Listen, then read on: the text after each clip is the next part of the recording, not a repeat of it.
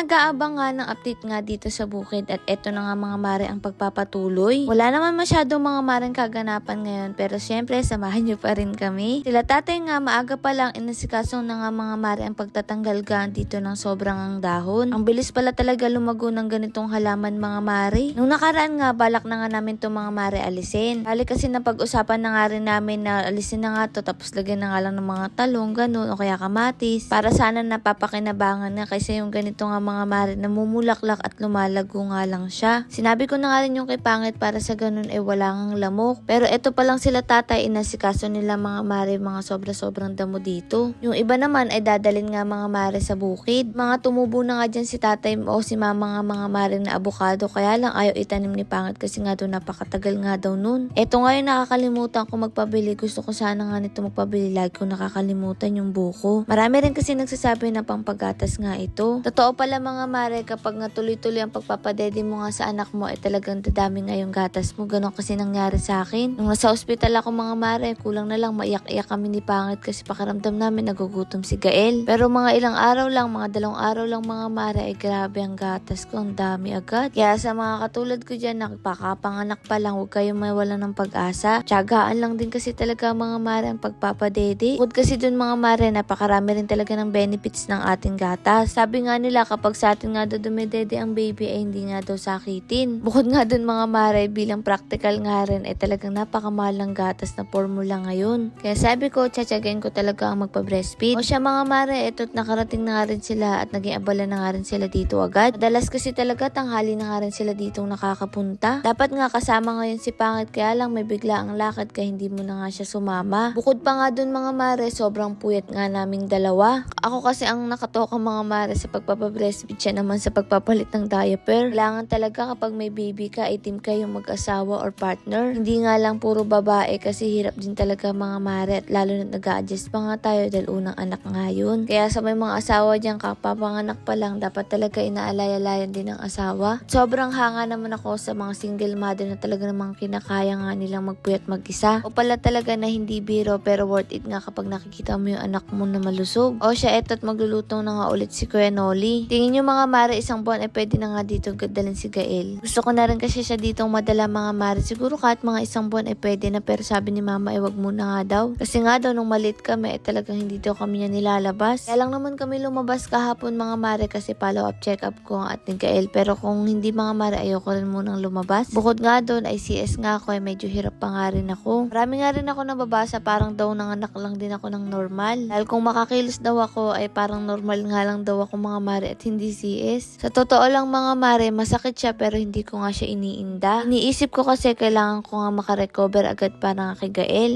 At syempre para bumalik nga rin agad yung lakas ko. Nung hindi pa nga ako nanganganak mga mare, nabanggit nga ni Pangit gusto niya nga 3 ang anak. O kaya naman sunod-sunod nga daw pero ngayon mga mare abay parang nagdadalawang isip na. Pero si mama naman nga mga mare sabi niya kapag medyo malaki-laki wag na nga daw ako mag-control, mga anak na nga daw ulit ako. Kasi nga daw mahirap nga daw mga mare magko-control ka tapos susundan mo malayo na nga agot sa panganay. Para daw nga mga maring nangangalay ganun. Nangangalay o nanganganay, hindi ko alam tawag mga mare dun basta ganun. Kayo ba mga mare, ilang taon nyo bago sinundan yung panganay nyo? O ano nga magandang taon bago nga sundan ng panganay? Kung ako silang tatanungin mga mare, ayoko muna nga sundan si Gael. Siguro after 2 years nga baka nga mga mare at kapag babae okay na nga ulit yun. Kumbaga sabi nga kota na kasi may lalaki at babae na nga. Nga mga mare nakakaba kung lalaki ba ang sunod o babae. Sa ngayon kasi gusto ko munang ma-enjoy nga mga mare yung kasama nga si Gael. Yung sa kanya lang nakapokus ang lahat. O siyang dami natin chika mga mare, magbalik na nga tayo dito at ang sarap nga ng kain nga nila, ulam nila adobong manok. At syempre may patatas nga yun mga mare.